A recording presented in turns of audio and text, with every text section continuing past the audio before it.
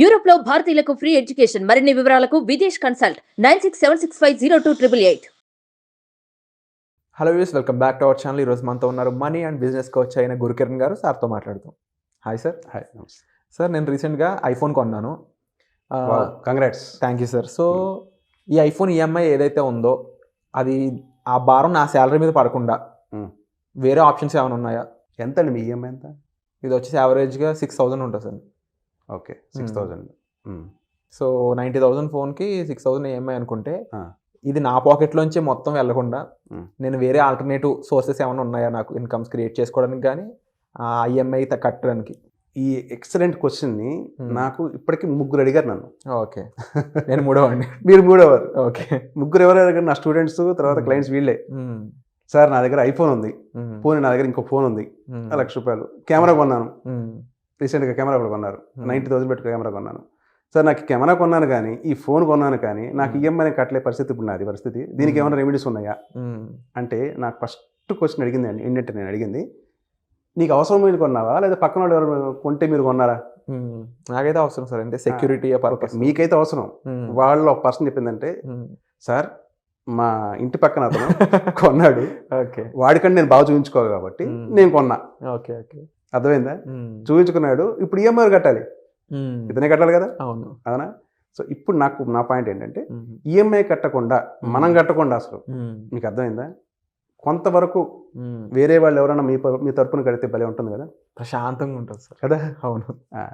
దీనికి మీరు చేయాల్సిన పాయింట్లు 3 ఉన్నాయి. ఓకే, పాయింట్ నెంబర్ 1, మీ దగ్గర ఈఎంఐ కట్టే డబ్బులు లేనప్పుడు మీరు అప్పు చేస్తారా? ఇదే ఆల్రెడీ అప్పు. ఓకే, ఈఎంఐ అనేది అప్పు. మీకు మళ్ళీ అప్పు చేయడం అనేది బ్లండర్. అది మీరేం చేయాలంటే, ఒకవేళ ఛాన్స్ ఉంటే మీరు జాబ్ అనుకోండి, మీరు జాబ్ చేస్తున్నారు, మీకు పిఎఫ్ అమౌంట్ ఉంది, పిఎఫ్ అమౌంట్ కంపల్సరీగా కంపెనీ కట్టి మీ అమౌంట్ కొంత కట్ చేసి మీకు పిఎఫ్ పడుతుంది. ఇందులో నుంచి పిఎఫ్లో నుంచి మీకు ప్రయాణం 8% మీకు ఇంట్రెస్ట్ వస్తుంది. గవర్నమెంట్ ఇస్తుంది మీకు 8%, 10% కూడా ఇస్తుంది కొన్నిసార్లు. బట్ ఇక్కడ మీరు ఈఎంఐలో నాకు తెలిసినంత వరకు 16% వరకు మీకు రేట్ ఆఫ్ ఇంట్రెస్ట్ పడుతుంది ప్రయాణం. ఏది ఎక్కువ? తప్పకుండా ఫోన్ ఎక్కువ కదా. సో మీరేం చేయొచ్చు అంటే, కొంత అమౌంట్ పిఎఫ్ నుంచి మొత్తం అమౌంట్ తీయమని చెప్పట్లా, అది మీకు లైఫ్ లాంగ్ కార్పస్ ఫండ్. అది మీకు ఎప్పటికైనా కాపాడితే పిఎఫ్ అమౌంటే, నేను కాదంటలేదు. కానీ ఇక్కడ మీకు ఎమర్జెన్సీ అవసరం కాబట్టి, ఓకే, మీరు కట్టలేకపోతున్నారు కాబట్టి కొంత అమౌంట్ తీసుకొచ్చి ఇక్కడ మీరు కట్టుకోగలిగితే ఈఎంఐ మొత్తం రోజు ఫుల్ అమౌంట్ కట్టమని చెప్పట్లేదు, ఈఎంఐలో కొంత అమౌంట్. ఓకే, ఫుల్ మీరు ₹1,00,000 ఉంది, ₹1,00,000 ఫోన్ కొన్నారు, ₹1,00,000 తీసుకొచ్చి మీరు కట్టేమని చెప్పట్లేదు నేను. ఎందుకంటే అక్కడ మొత్తం తీసేశారనుకోండి, మీ అక్కడ కార్పస్ ఫండ్ పోయిందంటే వేస్ట్, ఇంట్రెస్ట్ మొత్తం పోయినట్టే. అది మీకు లైఫ్ సెక్యూరిటీ. ఇది కాదు, ఇది ఫోన్ కింద పడిపోతే ఇన్సూరెన్స్ కూడా, కొన్నిసార్లు ఇన్సూరెన్స్ తీసుకోలేదు అనుకోండి, ఫోన్ కింద పడిపోతే కథం, ఫోన్ పోయింది, ఈఎంఐ కట్టాల్సిందే మీరు. ఓకే, మీకు అర్థమవుతుందా? కెమెరా వెళ్ళిపోయి నీళ్ళలో పడిపోయింది, లేదంటే ఏదో అయింది అనుకోండి, కింద పడిపోయింది అనుకోండి, ఈఎంఐ కట్టాల్సిందే.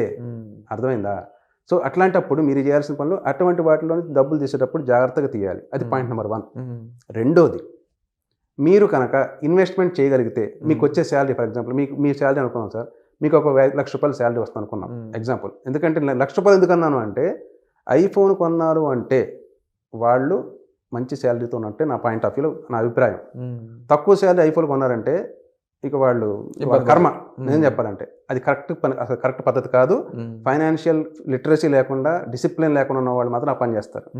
నాకు 20,000 శాలరీ వస్తుంది, ₹1,00,000 నేను ఐఫోన్ కొంటానంటే అసలు ఈ రేషియోస్ సరిపోవు.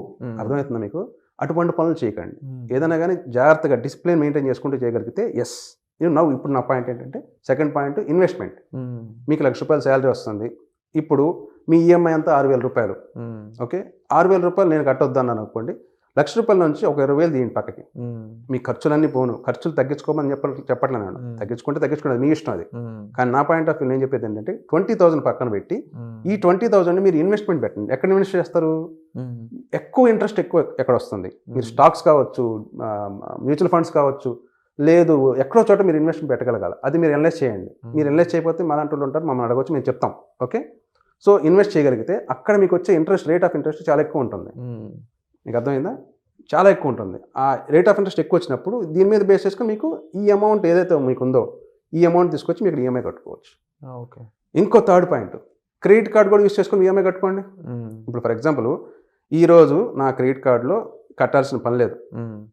క్రెడిట్ కార్డు యాక్చువల్గా నాకు ఎస్బీఐ కార్డు ఉంది, ఎగ్జాంపుల్ చెప్తున్నాను. ఎస్బీఐ కార్డు ఉంది, అన్ని క్రెడిట్ కార్డు గురించి నేను మాట్లాడలేదు. ఎస్బీఐ వాడు ఏం చేస్తాడంటే every month 23rd bill generate చేస్తాడు, 11th or 12th due date అంటాడు. సో ఈ డేస్ గ్యాప్ ఉంది కదా, ఈ డేస్ లోపు మనం we can pay or repay what ever చేసుకోవచ్చు. ఆ టైమింగ్ పీరియడ్ ఉంటుంది సార్. అట్లాంటప్పుడు ఈఎంఐ టైమింగ్ మామూలుగా రెగ్యులర్గా మీ ఈఎంఐ టైం ఎప్పుడు ఉంటుంది, 5వ తారీఖు 10వ తారీఖు ఫోన్ది మాట్లాడదాం. సో అది మీరు త్రూ క్రెడిట్ కార్డ్ ద్వారా పేమెంట్ చేసుకున్నాను అనుకోండి, అప్పుడు ఆటోమేటిక్గా ఈ రిమైనింగ్ అమౌంట్ మీరు మీ శాలరీ నుంచో లేదా దీని నుంచి మీరు పే చేసుకోవచ్చు. టైం గ్యాప్ ఉంటుంది. లేదు ఇది కూడా కాదనుకోండి, థర్డ్ పాయింట్ వచ్చేసరికి create passive income. Create passive income అంటే ఏంటి, చలో ఐఫోనే కొన్నారు, ఐఫోన్తో మీరు ఫోటోలు తీసి ట్రావెల్ బ్లాగ్ చేయగలిగితే, మీరు ఎగ్జాంపుల్ చెప్తున్నాను మీకు, నేను చేయగలిగితే అందులో నుంచి మీకు యూట్యూబ్ ద్వారా మీకు యుల్ గెట్ ఇన్కమ్. లేదు అదర్ ప్యాసివ్ ఇన్కమ్ ఏదైనా మీరు జనరేట్ చేసుకోవచ్చు. అది యూట్యూబ్ కావచ్చు, లేదంటే ఆన్లైన్లో డ్రాప్ షిప్పింగ్ కావచ్చు. ఇలాంటి కొన్ని ప్యాసివ్ ఇన్కమ్ జనరేట్ చేసేవి ఉన్నాయి. కాపీ పేస్ట్ వర్క్స్ కూడా ఉన్నాయి కొన్ని ఆన్లైన్లోనే. మీరు జాబ్ చేసుకుంటూ కూడా చేసుకోవచ్చు ఇవన్నీ. ఓకే, 5 to 9 జాబ్ చేసుకోండి, 9 to 5 మీరు వేరే పని చేసుకోండి, నో ఇష్యూస్. చేసుకుని మిమ్మల్ని మీ బాస్ ఎవరు మనం అడగడు కదా. 5 to 9 జాబ్ చేస్తున్నాను సార్, మళ్ళీ 9 to 5 ఏదైతే ఉందో, 9 to 5 అంటే ఏంటి, 5 to 9 9 to 5 అంటే nothing but morning 9 to evening 5 వరకు కంపెనీ కోసం పనిచేశాను, ఈవినింగ్ వచ్చా, మళ్ళీ ఈవినింగ్ 9 to మార్నింగ్ 5 వరకు నా ఓన్. సో ఆ ఓన్ ఏదైతే ఉందో ఆ టైంని మాత్రం నా కోసం కేటాయించుకోగలిగితే దెన్ ఆటోమేటిక్గా you will get some extra income. ఆ ఇన్కమ్ నుంచి తీసుకొచ్చి మీరు ఒక్కసారి మీరు ఈఎంఐ పే చేయడానికి స్టార్ట్ చేశారనుకోండి, ఈ ఇన్కమ్ అనేది మీకు పెరుగుతూనే ఉంటుంది, ఈఎంఐ మాత్రం అయిపోయింది. మీకు అర్థమవుతుందా? ఒక్కసారి స్టార్ట్ చేయడం ప్రాబ్లం ఎవరికైనా, కానీ స్టార్ట్ చేశారనుకోండి income generation, other income source generation ఇది పెరిగిపోతూనే ఉంటుంది. చాలా మంది సార్ సెకండ్ ఇన్కమ్ క్రియేట్ చేసుకోవడం ఎలా అని చెప్పేసి మనకు కామెంట్స్ కూడా వస్తూ ఉన్నాయి. సో తప్పకుండా దీనికి సంబంధించి ఒక ఫైనాన్షియల్ ఎక్స్పర్ట్ హెల్ప్ అయితే కావాలి. సో మీరుండగా దీనికన్నా బెస్ట్ ఎగ్జాంపుల్ ఎవరు ఉండరు కాబట్టి మిమ్మల్ని అడుగుతున్నాను, ప్యాసివ్ ఇన్కమ్ క్రియేట్ చేసుకోవడానికి సంబంధించి క్లాసెస్ కానీ లేకపోతే మీ సైడ్ నుంచి ఎటువంటి స్టెప్స్ తీసుకోబోతున్నారు? బికాస్ మీరే చెప్పారు ప్యాసివ్ ఇన్కమ్ ఎంత ఇంపార్టెంట్ అని. అండ్ మరొక పాయింట్ ఏంటి, ఈఎంఐ అయిపోతుంది, ఖర్చులు అయిపోవచ్చు, కానీ ఇన్కమ్ వస్తూ ఉంటుంది. దానికన్నా ఇంకా బెటర్ హ్యాపీనెస్ ఉండదు కాబట్టి. సో ఎలా క్రియేట్ చేసుకోవచ్చు, దీనికి సంబంధించి క్లాసెస్ ఉన్నాయా, వర్క్షాప్స్ ఉన్నాయా? ఖచ్చితంగా ఉన్నాయి, క్లాసెస్ ఉన్నాయి. ఆల్రెడీ చెప్పున్నాను మన దాంట్లోనే. ఇంకా నేను ఇంకా చాలా చెప్తాను మీకు దాంట్లో ఉన్నాయి. మీకు క్లాసెస్ కావాలంటే మీరు జాయిన్ కావచ్చు. సో క్లాసెస్ సంబంధించిన డీటెయిల్స్ కోసం మీరు డిస్ప్లే అవుతున్న నెంబర్స్ కాల్ చేసి ఇన్ఫర్మేషన్ తెలుసుకోవచ్చు. అండ్ మోర్ ఓవర్ ఈ ఓవరాల్ సినారియో చూసుకుంటే డెఫినెట్లీ ఫస్ట్ ఆఫ్ ఆల్ మీరు చెప్పినట్లు అవసరం లేకపోతే ఖర్చు పెట్టొద్దు. బట్ పెట్టకూడదండి. ఖర్చు పెట్టారంటే ఇంకా దానికి సంబంధించి మీరు చెప్పిన ఆల్టర్నేటివ్ సొల్యూషన్స్ అనేవి ఫాలో అవడం ద్వారా కూడా కాస్త తగ్గించుకోవచ్చు. Don't fall in a false prestige. False prestige అనే వర్డ్ ఉంది చూసారా, అది చాలా డేంజర్ అండి. డబ్బు పక్కన పెడితే డాబు దర్పం అంటారు, డాబు దర్పం, దానికోసం ఖర్చు పెట్టేస్తుంటాం మనం. నీకు అర్థమవుతుందా? పక్కనోడు కారు కొంటే నేను కారు కొనాలి, పక్కనోడు అది కొంటే నేను కొనాలి. నేను కొనపోయినా మా ఇంట్లో మా వైఫ్ అనుకోండి, ఖచ్చితంగా పక్కింటి ఆమె కొనేది నేను కొనాల్సింది. ఇలాంటివి కంపారిజన్ వల్లనే చాలా వరకు అప్పులు చేసుకొని చాలా ఇబ్బంది పడుతున్నారు జనాలు. వండర్ఫుల్ సార్, మీరు చెప్పిన ఆల్టర్నేటివ్ సొల్యూషన్స్తో పాటు మరీ ముఖ్యంగా మీరు చెప్పిన మెయిన్ ఈ థీమ్ ఏదైతే అనవసరంగా ఖర్చు పెట్టొద్దు అనేది ప్రతి ఒక్కరికి చాలా ఇంపార్టెంట్. దాంతోపాటు నిజంగా అది అవసరం అయ్యి ఖర్చు పెట్టుంటే దానికి తగ్గట్టు మీరు ఇచ్చిన సొల్యూషన్స్ అనేవి నిజంగా హెల్ప్ అవుతాయి. సో ఇంకా దీనికి సంబంధించిన ఇన్ఫర్మేషన్ కావాలి, మీలో కూడా ఏమైనా డౌట్స్ ఉన్నాయి అన్నట్లయితే కామెంట్ చేయండి. వాటికి సంబంధించిన డౌట్స్ నేను సార్ని అడుగుతాను, తప్పకుండా వాటికి సార్ ఆన్సర్ ఇస్తారు. ఇది కాకుండా మీకు ఫైనాన్షియల్ హెల్ప్, ఫైనాన్షియల్ గైడెన్స్ అనేది మీకు కావాలి అనుకున్నట్లయితే వర్క్షాప్స్ అయితే త్వరలోనే ఉండబోతున్నాయి. దానికి సంబంధించిన డీటెయిల్స్ కోసం మీరు డిస్ప్లే అవుతున్న నెంబర్స్ కాల్ చేసి ఇన్ఫర్మేషన్ తెలుసుకోవచ్చు. అలాగే ఒక ఫ్రీ వర్క్షాప్ అనేది కండక్ట్ చేయబోతున్నారు సార్. దానికి సంబంధించిన డీటెయిల్స్ కోసం మీరు గూగుల్ ఫామ్ అనేది డిస్ప్లేలో అలాగే ముఖ్యంగా కామెంట్ సెక్షన్ ఇవ్వడం జరిగింది. దాన్ని ఫిల్ చేసినట్లయితే ఆ క్లాస్లో మీరు ఫ్రీగా పార్టిసిపేట్ చేయొచ్చు. Thank you so much sir.